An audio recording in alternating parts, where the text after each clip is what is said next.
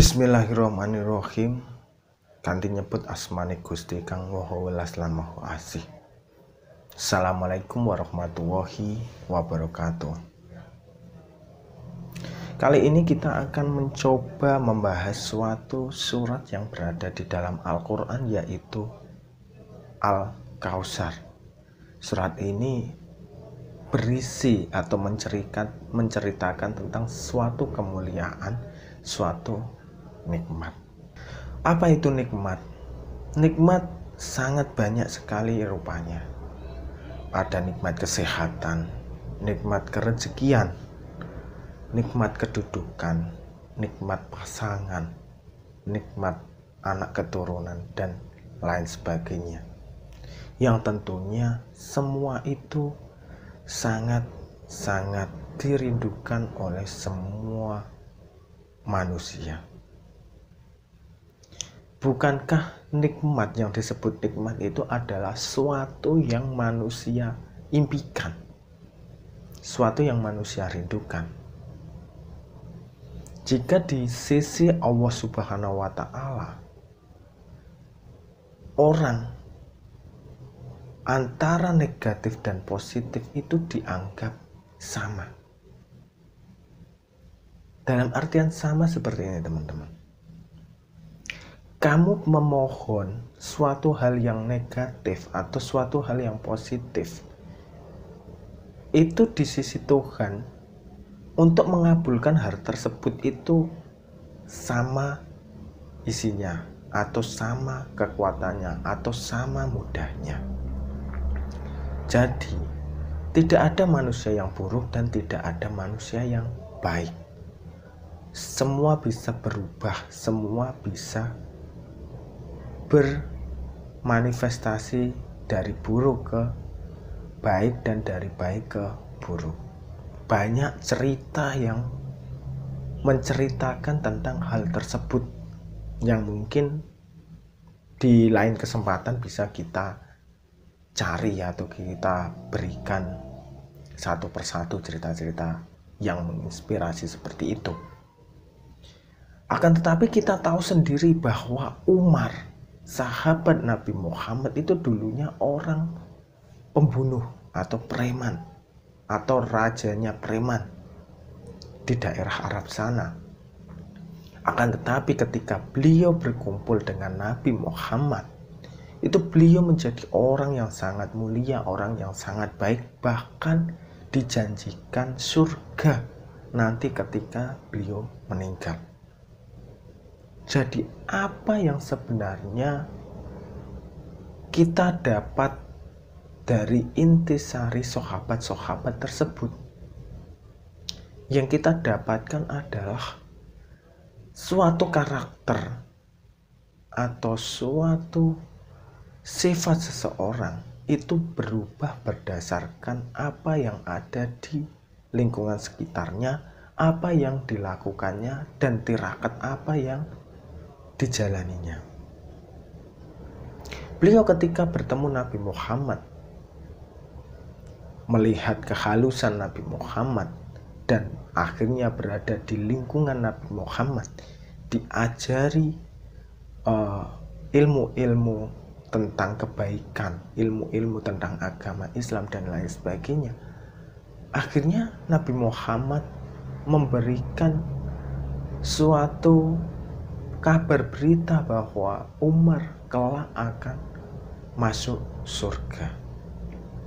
Dan ini adalah suatu hal yang luar biasa. Jadi untuk teman-teman semua, jika saat ini teman-teman berkelakuan buruk, jangan berputus asa mengenai kebaikan. Tinggalkan omongan dan celaan orang yang menghina teman-teman semua, yang menganggap bahwa semua teman-teman adalah suatu lingkungan manusia yang tidak baik, atau suatu hal yang tidak patut untuk ditiru dan lain sebagainya. Tinggalkan. Jadilah pribadi yang lebih baik. Jika lingkungan itu tidak menerima teman-teman semua, maka lingkungan itu tidak cocok dengan teman-teman. Pun demikian, jika teman-teman berada di lingkungan tersebut, misalnya ada seorang perempuan yang lahir di tempat yang tidak baik, misalnya di suatu lokalisasi, maka kelak dia akan keracunan dengan apa yang ada di lingkungan dia tersebut, yaitu di lokalisasi. Tapi ketika anak tersebut dipindahkan ke suatu pondok pesantren misalnya, maka dia akan berubah karakternya menjadi seperti orang-orang yang berada di pondok pesantren tersebut. Maka dalam merubah sifat atau karakter seseorang, itu lingkungan nomor satu. Setelah itu baru kesadaran dari dalam diri atau niat itu akan muncul. Lalu yang berikutnya dalam surat Al-Qadar itu menerangkan bahwa kita diperintahkan untuk sholat dan berkurban. Ini sebenarnya memiliki makna yang sangat luar biasa, teman-teman. Di mana makna sholat sendiri itu adalah suatu kedisiplinan atau suatu ibadah yang kita lakukan secara rutin dalam satu hari sebanyak 5 kali itu sholat.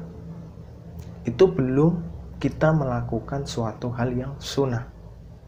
Ini mengindikasikan bahwa manusia itu butuh Allah, butuh Tuhan.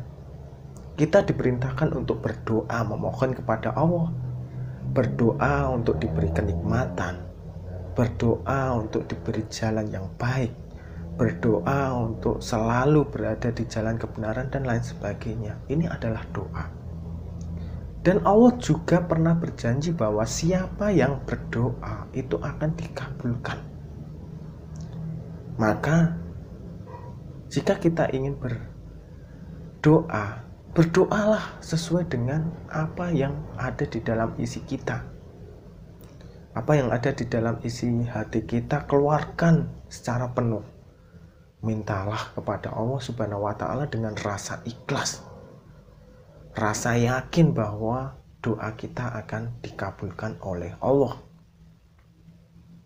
Dan kemudian kita diperintahkan untuk berkorban. Makna berkorban ini apa? Makna berkorban adalah keikhlasan dan kesabaran. Bukankah Nabi Ibrahim dulu yang akan dikorban adalah Nabi Ismail? Itu adalah anak semata wayang, karena Nabi dari dulu tidak diberikan momongan. Dan ketika diberikan momongan, dia beranjak dewasa, diperintahkan untuk berkorban. Hati orang tua mana yang tidak sedih dengan hal seperti itu? Tapi pada akhirnya hasil keikhlasan dan kesabaran tersebut dikembalikan dengan cara yang luar biasa. Akhirnya Nabi Ismail tidak jadi disembelih dan digantikan dengan hewan. Itu adalah suatu hasil atau suatu ibarat yang diberikan kepada manusia.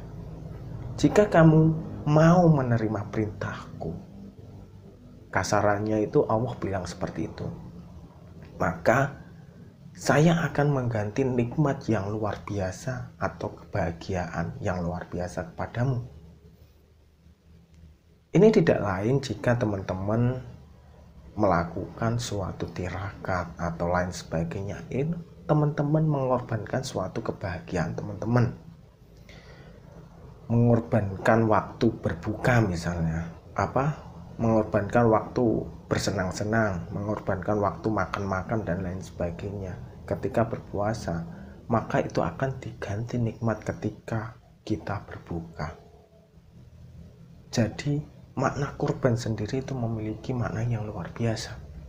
Tidak akan kekurangan, tidak akan kelaparan orang-orang yang rela melaparkan diri atau rela berkorban untuk diri sendiri karena Allah Subhanahu wa Ta'ala. Dan yang selanjutnya adalah menceritakan bahwa orang yang membencimu akan putus dari rahmat Allah. Ini tidak berdasarkan pada diri teman-teman semua, bukan. Ini berdasarkan pada semua orang. Pun jika teman-teman membenci orang lain, maka Allah akan memutus rahmatnya untuk teman-teman semua. Ini adalah suatu karunia, suatu nikmat, bahwa manusia itu sebenarnya diminta untuk hidup damai, berdampingan. Diminta untuk hidup saling tolong-menolong, tidak saling membenci. Hidup untuk saling memberi, itu saling nasihat menasihati dan lain sebagainya. Maka Allah akan memberikan rahmat bagi orang yang hidup damai. Tapi orang yang hidup serba membenci, bertengkar dan lain sebagainya, maka akan kesulitan untuk hidup damai, akan kesulitan untuk mendapatkan rahmat, akan kesulitan mendapatkan pertolongan dari Allah Subhanahu wa Ta'ala. Maka perintah untuk mensyukuri nikmat, perintah untuk sholat dan berkurban, perintah untuk menjauhkan diri dari membenci, ini adalah suatu hal yang sangat luar biasa yang bisa menjadikan orang tersebut menjadi orang yang mulia. Mungkin surat tersebut termasuk surat yang sangat pendek, karena hanya 3 kalimat, 3 ayat yang diucapkan, tapi maknanya sangat mendalam.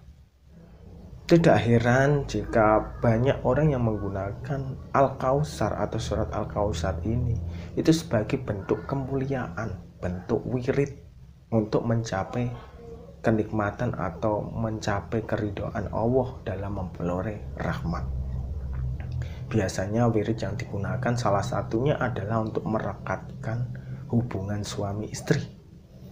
Karena di dalam suami istri itu pasti banyak kenikmatan dan kesedihan yang dialami. Dan ketika nikmat dan kesedihan itu dialami, ketika nikmat dia harus bersyukur, ketika sedih dia harus berdoa dan berkorban. Dia harus rela dan berdoa agar nantinya nikmat itu akan kembali kepada mereka. Dan juga setelah nikmat dan berkorban itu dilaksanakan, atau bersyukur, berdoa dan berkorban itu dilaksanakan, maka selanjutnya mereka dilarang untuk bertengkar. Mereka diminta untuk hidup damai, untuk tidak saling memusuhi, tidak saling menjatuhkan. Karena apa? Ketika di dalam rumah tangga itu ada orang yang saling memusuhi, maka hancurlah rumah tangga itu. Apalagi jika ada orang ketiga yang ikut campur dalam rumah tangga tersebut, siapapun itu, baik itu orang tua, keluarga terdekat, ataupun siapapun, bahkan lebih-lebih orang selingkuhan dan lain sebagainya, itu akan menjadi sarana penghancur dalam rumah tangga tersebut. Semoga kita selalu di dalam lindungan Allah Subhanahu wa Ta'ala dan mencapai segala rahmat dan kenikmatan dari Allah Subhanahu wa Ta'ala. Jika teman-teman ingin hidup tentram, hidup damai, silahkan membaca wirid Al-Kautsar ini sehabis sholat. Entah itu 3 kali, entah itu 7 kali, entah itu 40 kali, terserah teman-teman semua. Rutinkan setiap hari, maka insya Allah kehidupan teman-teman semua dalam berkeluarga atau dalam menjalin kehidupan bersosial akan menjadi lebih baik. Wassalamualaikum warahmatullahi wabarakatuh.